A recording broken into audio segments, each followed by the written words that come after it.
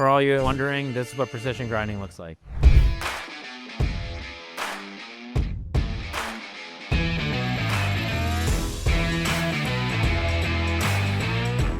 John Memmelaar, our president of Royal Master Grinders, bought a 2017 Ford F350 6.7 liter Powerstroke. He ran it about for 140,000 miles, then sold it to Nate DeNagel, our salesman. He drove the truck for another 40,000 miles until the fuel system blew up. And then I asked Nate about purchasing it. So when I bought the truck, I ended up having to do some repairs, which mean the injectors in it had to be replaced. So that's how we came to the part that we were going to grind on the 12x8 Hi-Ac. I thought it was a really cool part to bring to IMTS and show our machines grinding. You can watch us grind this exact part. So this is the part. Fuel gets sent through the top here. It comes out the injector at the bottom. Again, we'd be grinding all these diameters along this shank.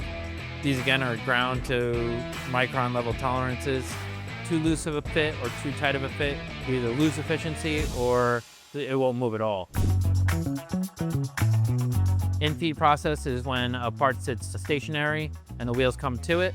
This gives us more control over the geometry of the part, not something you can achieve with thrufeed grinding. Our 12x8 has an 8-inch wheel. It gives you more contact area, more stability, and more control over the grind.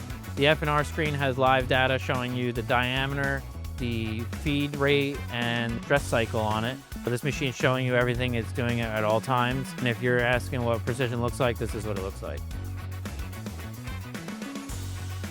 So since I replaced everything in the truck, fuel delivery system wise and everything, I hope to get 200, 300,000 miles out of that truck. Maybe hopefully pass it off to my son. It's a great truck. Love the color.